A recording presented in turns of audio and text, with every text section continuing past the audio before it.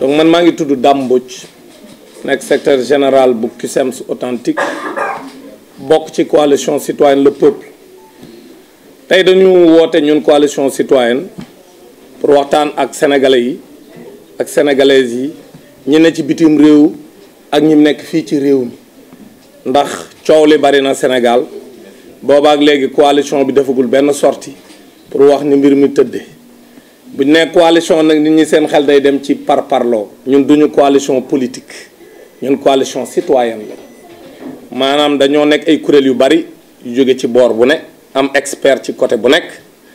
comme tey ci élection la ñuy wax ak ay enjeu moo tax ñu bàyyi camarade Bakar Ndiaye nga xam ci coalition bi la bokk ak mouvement am mu ñëw wone li nga xam ni moom mooy suñu contribution ñun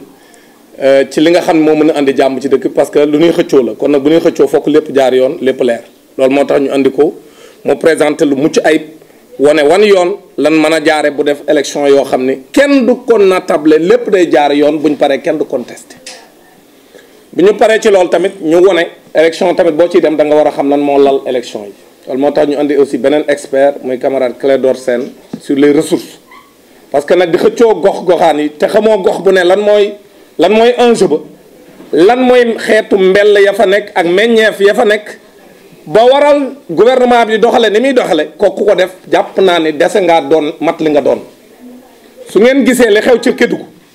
ku ne xam na ne Moustapha Guirassy ak li mu bokk ci élection yëpp xel mënta nangu ngay jiite ab gox presque ña fa ëpp nga gañe ko gañeeti ko ëpp la fa ay nit yàgg a participer ci élection ñu bëgg laa takkal ni la nga déposé baaxul xam nga loolu ku ko dégg sa war ngaa xam ne ay tappale la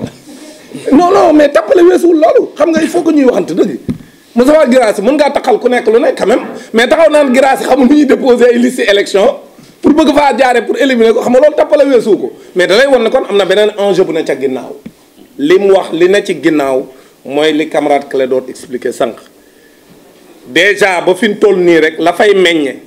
ña ngi koy exporté ci or te kenn xamu ko kenn xamul ñaata lañ fay lañ fay gase ci or par at benn Sénégal mun la ko wax même Macky Sall sax dañ ko ciy jox wàllam rek kenn bindu ko fenn amul fenn fu muy feeñ léegi nag bu ñu gisee yeneen xeeti meññeef yu fa am ak ay mbell yu fa feeñ kon enjeu ba day gën a yokku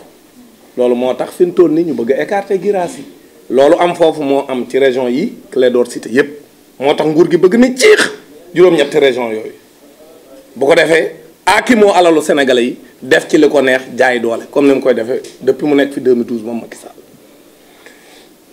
loolu bi ñu ko leerle nag ñaar yooyu nga xam moo doon vraiment cëslaayu li tax ñu woote tey pour wane ne ñun coalition citoyenne bëgg nañoo contribuer ci liy leeral mbir mi ak liy indi jàmm maintenant nag loolu ñu leeral ci ni coow li bari na fan yii ñëpp naan nañ signé charte non à la violence maanaam ñu fexe ba déggoo ñun sénégalais yi que bu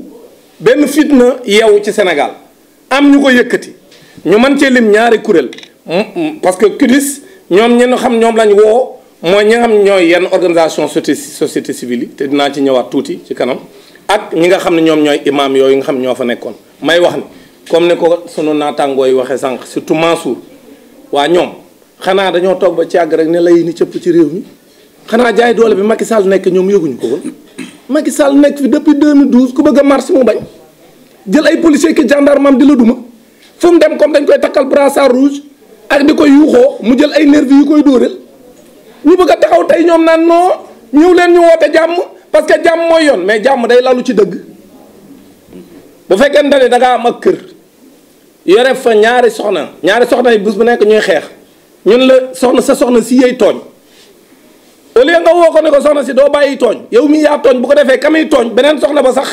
xelam mën a dal waaye nga leen di woo ñoom ñaar ñëpp toog ci digg bi di wane borom kër gu ragal naan non damaa bëgg ngeen def jàmm parce que kër gi bés bu ne ngeen di xeex waaw doo wax kii tooñ kenn la kër gi am jàmm donc ñoom ñooñu li ñuy wax waxu tappale la waa cadre unitaire cadre unitaire de l'islam bi ay tappalekat lañ te Macky Sall la ñuy liggéeyal c'est ça la vérité xam nga man du ma fi nekk di layam daa may dox ci digg bi wax ko ni mu ko war a waxe beneen bi mooy Alioune Tine ak Moundiaye Cissé je les respecte beaucoup parce que ñun 2011 ñoo àndoon di xeex bi Ablaye Wade di jaay doole ñoo àndoon ak ñoom place de l'Obélisque ànd ak ñoom Daniel Brottier ànd ak ñoom ba 23 juin di xeex ànd ak opposition bi yore réew mi tey muy feu Ousmane Tanor Dieng Moustapha Niasse ak Macky Sall pour mën a yem ci ñoom ñett ak ñeneen ñan fa àndaloon ñëpp ak société civile ñun ñëpp waa lu tax booba bi Abdoulaye Wade di jaay doole rey fukki nit ak ñett lu tax ñoom Alioune Tine booba defaruñ ab charte ni Abdoulaye Wade signal non violence ñu bàyyi la nga def li nga bëgg ñëw ànd ak ñoom Tanor lu tax waxuñu woon ñoom Tanor ak ñoom ñi nga xam tey ji ñoo ŋànk nguur gi ci autour de Macky Sall lu tax neewuñu leen woon kon signé leen pacte de non violence dañoo àndoon ak ñoom di xeex kon lu tax tey Macky Sall di def pire que Abdoulaye Wade parce que Abdoulaye Wade xeetu njom gis nga Abdoulaye Wade njombe lu ne def na ko Sénégal mais Macky Sall la ko yées gis nga Macky Sall il a une gouvernance violente Macky Sall dafa soxor waaw maanaam mënoo jiite réew mi ba noppi di wane xol bu ñuul te loolu la Macky Sall nekkul ci leneen waa léegi lu tax ñooñu àndoon ak Macky Sall ak feu Ousmane Tanor Dieng ak Moustapha Niasse ak ñun ñi ñëpp ci société civile bi di xeex contre Abdoulaye Wade ci jaay doole bu mu doon de 2011 lu tax ñoom tey nanguwuñ def la même chose taxaw won Macky Sall que yow li ngay def comme moo yées li Abdoulaye Wade doon def kon kenn du ko fi nangoo tey kenn du ko fi nangoo ëllëg waaye làqatu ci ay charte non violence tappale ñoom ñëpp ci système bi lañ bokk bëggu ñu mu jeex kon Alioune Tine ñu ngi lay woo ci xeex bi comme na nga ko doon defee 2011 Moundiaye Cissé pour vous citer vous deux ñu ngi leen di woo ci xeex bi comme nañ ko doon defee ànd ak yéen en 2011 parce que jaay doole bi am nii Abdoulaye Wade sax defu ko fi Macky Sall nanguwul ñuy dem élection yoo xam ne fichier bi kenn mënu laa wax ñan ñooy voté ak ñan ñoo dul voté ay sénégalais yu yàgg voté ba am 70 ans comme ni ma ko benn paa waxee nee na ma toog ba caag rek dam buj ñu bindal ma ni ma léegi mënatumaa wote ci nguuru Macky Sall ci jaay doole te may wote ba màggat sama bureau de vote bii musu laa am vote bu ma fi voté wul bii yoon rek ñu dindi ma ci liste yi ni du ma voté te musumaa dem police musumaa dem gendarmerie waa lii du violence waa léegi cette presse là bi titre chaque jour naan l'opposition est violente mais cette opposition là cette presse là nañ arrêté non l'opposition n'a posé aucun acte de violence dans ce pays néew ma nag non on les connaît c'est-à-dire il y a beaucoup de journaux qui titrent tous les jours di wax ne l'opposition est violente ñun li ñuy posé mooy jàmm day lalu ci dëgg aujourd'hui la violence est exercée par Macky Sall et son régime fii kun fi jiiñ violent rek dañ laa tooñ nañ ñu jox benn vidéo boo xam ne opposition moo dem di dóore nan ñu ko woon benn amul te buñ la laajee vidéo Macky Sall mi ngi ni xoos ci internet ah mais lii mooy dëgg jàmm day lalu ci dëgg buñ dul waxante dëgg réew mi tàkk lay def kon nag nañ waxante dëgg mooy ku bëgg jàmm am ci dëkk bi da ngay wax Macky Sall mu arrêté cette violence là bi mu exercer sur les Sénégalais te moo gën a bokkat ñëpp parce que 8 mars bi mu defee discours am bu gàtt boobu ngeen gisoon boobu dafa tiit daan ni man jàmm lay wut léegi comprendre na Sénégalais yi ñaan sëñ Mountakha mu ñaan ñun ñu may sëñ Mountakha moom mu def lan dem yokk li mu policier am yokk li mu gendarme am dem gën leen équipé taxaw nag nee na day jàkkaarloo ak ñun peuple sénégalais bi mais xam nga lu mu réere mbir mooy sénégalais am na yoo xam ne kenn du ci dellu ginnaaw gis nga Macky Sall bu fi ne 3e mandat lay def wala mu fokkati élection yi jaay doole dañuy taxaw fippu jàmmaarloo ak moom on va appeler à la résistance parce que moom réew mi la mu waxoon moom le 20 juin 2011 moom Macky Sall ni le combat sera dans la rue moo ko wax yéen ñëpp di ko dégg c'était en 2011 ñun tamit la même chose bu defee li Abdoulaye defoon la même chose on va appeler les Sénégalais à la résistance parce que moom moomul réew mi doon ko ci maamam doon ko ci waajuram moom moomuñu mënoo nekk suñu surga ba nag dañu jaay doole Macky Sall ci jaay doole la nekk kon ku bëgg jàmm ci dëkk bi da ngay bañ a làqatu ci ay charte non violence gis kiy tooñ doo téye ci loxoom ne ko arrêté tooñ mais dem kañuy tooñ nga naan ko non yéen ñaar ñëpp a yem loolu du andi jàmm kon kuy andi jàmm da ngay wax kii tooñ ne ko arrêté tooñ bi te ñëpp gis nañu Macky Sall mooy tooñ kon nag ñun loolu lañ bëgg a leeral pour que mu leer ci kanamu Sénégalais yëpp ni lim bëgg nii kenn du ko fi nangoo xoqatal nit ñi ginnaaw bi mu xëppee ñenn ñi parce que Macky Sall ñaar la am xëpp mbaa xupp xëpp bu bëggee ngeen ànd mu jël alalu Sénégal jox la ko géré la ko ñu bari dem nañ bokk ca xëpp ñu nanguwul mu xëpp leen ñun nag danoo taxaw ci digg bi ñun waa coalition citoyenne le peuple ànd ñoo nguur ànd ñoo ñuy xëccoo nguur mais léef yi day tegu ci yoon maintenant nag opposition bi fa laay daaneele bu mu def dañ leen a wax ni élection yi ñun lii ñuy propose ñun coalition bi ci système de vote ci système ci nan lañ war a jaare ba élection yi jaar yoon nan ñëw partager ko xeex ko pour mu am ci réew mi pour yëf yi tegu ci yoon. suñ ko deful buñ demee ci élection Macky Sall day ñëw tojee élection yi coow li bari te du mujj fenn kon xeex bi heure bii la. on les appelle à la responsabilité. lim leen wax nii nañ ko def nañ ànd ak ñun ñu teg mbir mi ci yoon et c'est pas compliqué en 24 heures ñun suñuy expert Babacar ak son équipe bu ñu demee toog ak les experts de la DAF ñu teg fichier bi ñu teg ko ci yoon sénégalais yépp voté ci dal kenn du sàcc benn élection bu ko defee bu jàllee jàmm am ci réew mi waaye kaay leen ñu signé kese loolu taxul jàmm am ci réew mi parce que soo signé moo tax man d'accorduma ci opposition bi signé. il ne faut pas signer une charte de non-violence xam nga luy dëgg mooy na lépp jaar yoon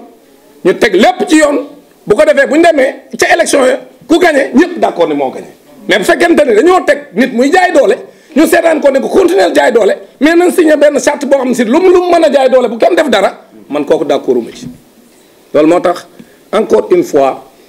maintenant nag lu may terminer loo xam ni peut-être sama gars yi wax ñu ko. mooy gis nañ fi benn affaire bu bees fan yi Sénégal yëpp ngi koy coow mais ñun coalition bi dañoo demoon ci ginnaaw bi Orange dee jaay doole ñun ñii dañoo dem rencontrer Orange. c'est important loolu ñu leeral ko ñun coalition citoyenne dañoo dem rencontrer le directeur général de Orange ñun ñëpp ña nga woon ca réunion ba. et son équipe. équipe am yëpp ñëw toog ñu ne ko sénégalais yi sonn nañ ci prix yi ngeen di appliquer yéen Orange transfert bi cher na yéen a ngi ñuy jaay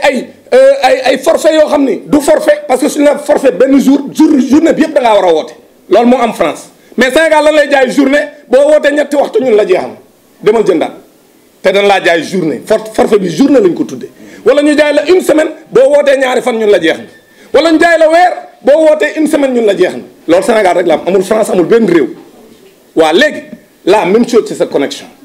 waa léegi ñu ne ko lii cher na ñu wan ñu arrogance bu metti keroog ca réunion ba am déet lañ leen fa wax yëpp c'est impossible. mu ni loolu du ko def ñu ne ko transfert d'argent bi ngay def tamit dafa cher tarif yi ngay appliqué dafa ëpp mu ni loolu mënu koo wàññi waa kon sénégalais bu ngeen xëyee rek Orange wàññi te kenn wax koo wàññi mooy wu jëm ngeen koy bëgg a rey waa léegi sénégalais yi xamul leen di pousser mooy sénégalais yi bu leen kenn tax a tuxu rey leen ko ba mu dee parce que ba ngeen ko nee wàññi dafa bañ kon du ngeen am wujjëm woo xam dafa ñëw wàññil leen mu bëgg a wàññi lu gën a yës wujj wi pour bëgg a rey wujj wi mu dee mu dellu ca prix am nekkoon kooku kenn du ko fi nangoo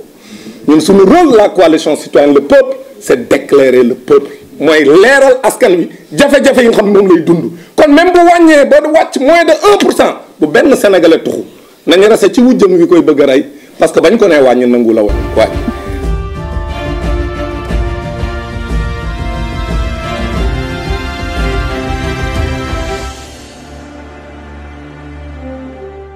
ku ne xam ne ne yàlla daa bind te yemalewul am na ñu matal am ñu matlewul waaye ba mottali amee ba léegi kenn sonnatul buur kattan di produit 100% naturel sans effet secondaire ñu defare ko li nga xamante ni moo di petit cola bisaab ak jinjeer ñoo ngi jàppale leen ci seen wàllu kattan ak seen wàllu wërgu-yaram bu nekk jarna fi nguur ak keng ba ci kikirikiij waaye bii mooy seen buur di buur kattan ballonnement moo ci mën constipation faiblesse sexuelle diabète sinusite éjaculation précoce di joxe appétit sexuel teg ci itam day raxas sa biir ba mu set wecc yéen ñi ko yitte woo woote leen gaaw ci 77 974 80 wala boog ci 70 716 38 04 xar yëpp xar lañ waaye laa dum da ciy gën te bu ñu nee góor ngóoraa tax